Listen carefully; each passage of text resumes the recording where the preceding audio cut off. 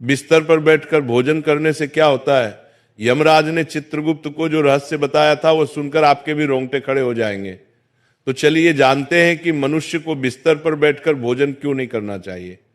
एक बार यमलोक में यमराज अपने सभागार में सिंहासन पर विराजमान थे और उनके समीप चित्रगुप्त बैठकर विनम्रता पूर्वक बात कर रहे थे। वार्तालाप के दौरान चित्रगुप्त ने यमराज से जिज्ञासा प्रकट की, हे प्रभु, कृपा करके मेरी कुछ शंकाओं का समाधान कीजिए। मनुष्य को भोजन किस प्रकार से करना चाहिए? भोजन करने के लिए उचित दिशा और स्थान कौन सा है? किन स्थान पर बैठकर भोजन नहीं करना चाहिए? भोजन से पूर्व क्या करना चाहिए और भोजन के बाद क्या करना चाहिए? किसके घर का भोजन नहीं करना चाहिए? किन स्थान पर बैठकर भोजन करने से आयु कम होती है? कृपया करके मेरे इन सभी प्रश्नों का उत्तर दीजिए। यमराज मुस्कुराए और चित्रगुप्त को उत्तर देते हुए बोले, हे चित्रगुप्त, तुमने बहुत उचित प्रश्न पूछे हैं। वास्तव में इन सभी प्रश्नों का उत्तर मनुष्य के आचार व्यवहार और उसकी आदतों में छिपा होता है। जैसा आचरण मनुष्य करता है वैसा ही फल उसे भोगना पड़ता है। अच्छे आचरण से सुख और दीर्घायु प्राप्त होती है, वहीं अनुचित आदतों के कारण दुख और अकाल मृत्यु तक हो सकती है। मनुष्य को भोजन करते समय शास्त्रों के नियमों का पालन अवश्य करना चाहिए। जो भी मनुष्य शास्त्रों के नियमों का पालन करते हुए भोजन ग्रहण करता है वो निश्चित ही दीर्घायु होता है। उसका शरीर रोग और व्याधियों से दूर रहता है, उसके शरीर में पाप वास नहीं करते हैं।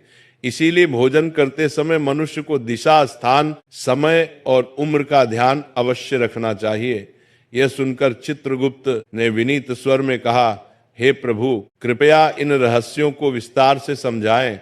भोजन संबंधी जो जो नियम है मुझे विस्तार से बताइए। यमराज गंभीर स्वर में बोले, हे चित्रगुप्त, तुम्हारे प्रश्नों का उत्तर देने से पहले मैं तुम्हें एक प्राचीन कथा सुनाता हूं। इस कथा को ध्यान से सुनो, इसमें तुम्हें तुम्हारे सभी प्रश्नों के उत्तर मिल जाएंगे। ये कथा अत्यंत शिक्षाप्रद है। जो भी इस कथा का श्रद्धा पूर्वक श्रवण करेगा और उसका प्रचार करेगा उसके 32 प्रकार के पाप मैं क्षमा कर दूंगा। यह सुनकर चित्रगुप्त हर्षित हो गए और बोले, हे धर्मराज, आपके मुख से इस महान कथा को सुनना मेरा सौभाग्य है। मैं ध्यान पूर्वक इसे अवश्य सुनूंगा।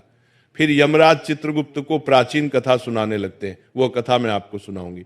प्रिय श्रोताओं, ये कथा बहुत ही ज्ञानवर्धक है। इस कथा को आप अंत तक जरूर सुने। प्राचीन काल में मगध देश के विजयपुर नामक राज्य में चंद्रकेतु नाम के प्रतापी और धर्मपरायण सम्राट राज्य करते थे। उस राज्य में प्रकृति की भरपूर संपदा थी और प्रजा अत्यंत सुखी एवं संतुष्ट थी।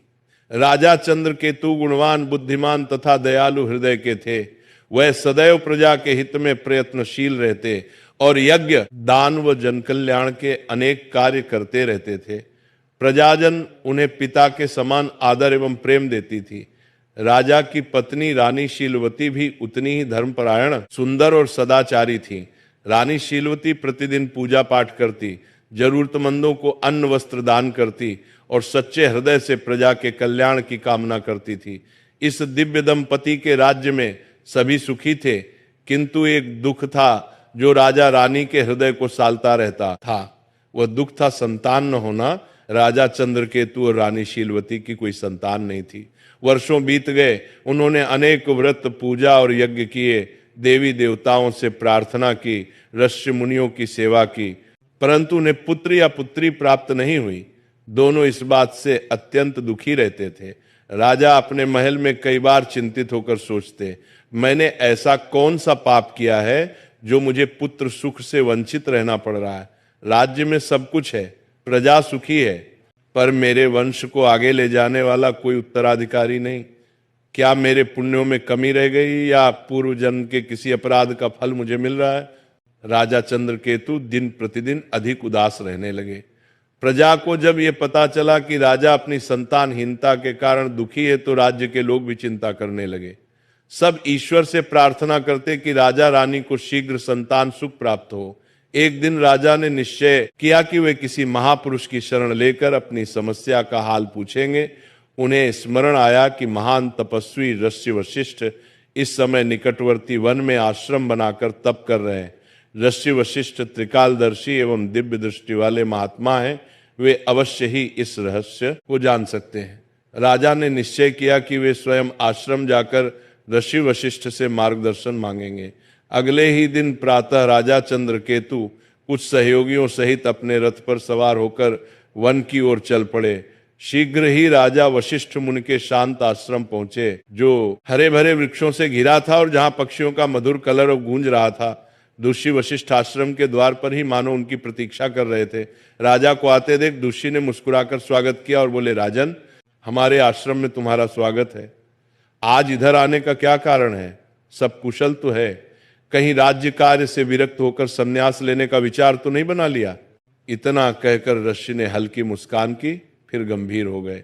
राजा चंद्रकेतु ने हाथ जोड़कर विनम्रता से कहा, हे मुनिवर, राज्य कार्य भली भांति चल रहा है, संन्यास लेने का इरादा नहीं है, पर मैं एक भारी चिंता के कारण व्याकुल होकर आपकी शरण में आया हूं।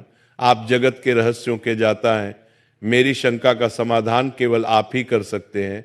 शिष्य वशिष्ठ ने सहानुभूति भरे स्वर में पूछा, राजन, आप जैसे प्रतापी और धर्मनिष्ठ राजा को भला किस बात का दुख हो सकता है?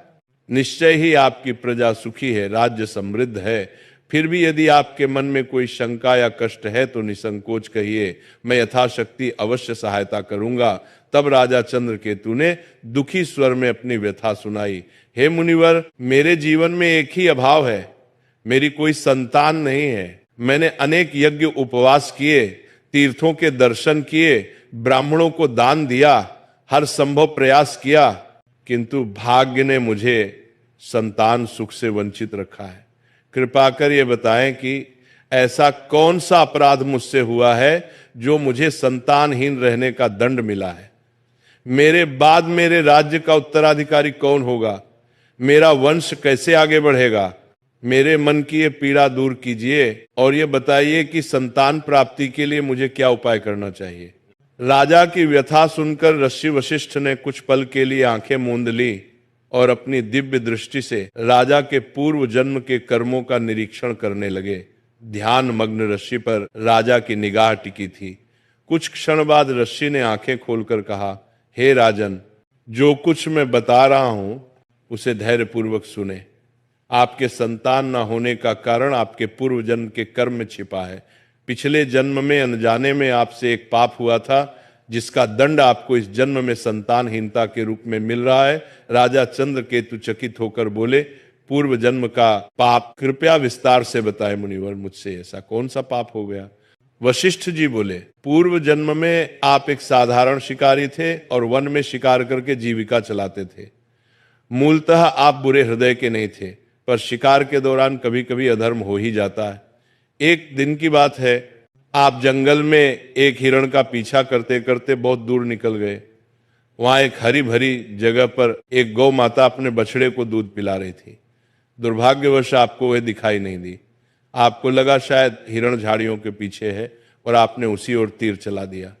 वह तीर सीधे उस गौ माता को जा लगा। बेचारी गाय बुरी तरह घायल हो गई और पीड़ा से भूमि पर गिर पड़ी। उसका बछड़ा डरकर कांपने लगा। जब आपको अपनी भूल का पता चला तो आप बहुत पछताए और भागकर गाय के पास पहुंचे। आपने तुरंत उपचार का प्रयत्न किया, पर कुछ देर बाद उस गाय ने तड़प कर प्राण त्याग दिए। हे राजन, गौ माता को अकारण कष्ट पहुंचाने के कारण ही आपको वर्तमान जन्म में संतान सुख से वंचित रहना पड़ा है। गाय परम पवित्र प्राणी है और उसे गौ माता कहा जाता है। उसकी पीड़ा का पाप बहुत बड़ा होता है। भले ही वह अनजाने में हुआ, लेकिन पिछले जन्म में आपके हाथों यह पाप हुआ था, इसलिए इस जन्म में आपको पुत्रहीन रहने का श्राप मिला। पूर्व जन्म का यह रहस्य सुनकर राजा चंद्रकेतु के नेत्रों से आंसू बहने लगे। वे दुखी होकर बोले, मुनिवर, मुझे पछतावा है कि पिछले जन्म में मुझे ऐसा अनर्थ हो गया। मैंने अज्ञानवश गोहत्या का पाप किया। अब बताइए कि इस पाप से मुक्ति का कोई मार्ग है क्या? कोई प्रायश्चित है जो मैं कर सकता हूं? कृपा करके मुझे इस पाप से उबरने का उपाय बताएं। ऋषि वशिष्ठ ने कोमल स्वर में कहा, हे राजन, हर पाप से प्रायश्चित द्वारा मुक्ति संभव है। यदि मनुष्य हृदय से प्रायश्चित करना चाहे, आपके मामले में भी उपाय है। गौ हत्या या गौ को कष्ट देने के प्रायश्चित स्वरूप आपको गौ सेवा करनी चाहिए। आप पूरी निष्ठा से गायों की सेवा करें, भूखी गायों को चारा पानी दें, गौशालाएं बनवाएं, बीमार गायों का उपचार करवाएं और गौ माता के प्रति प्रेम एवं भक्ति रखें। गौ सेवा से बढ़कर कोई पुण्य नहीं है। इसी से आपके पूर्व जन्म के पाप का शमन हो सकेगा। राजा चंद्रकेतु ने आशिक के चरण पकड़ लिए और कृतज्ञता से बोले, मुनिवर, आपने मेरी आंखें खोल दी। मैं अवश्य आपके बताए मार्ग का पालन करूंगा। गौ माता की सेवा करके ही मैं अपने पाप धोने का प्रयास करूंगा। दस्य वशिष्ठ ने आशीर्वाद देते हुए राजा को विदा किया। राजा चंद्रकेतु आश्रम से लौटकर पूरी निष्ठा के साथ गौ सेवा में जुट गए। उन्होंने राज्य भर में गौशालाएं बनवाई और स्वयं प्रतिदिन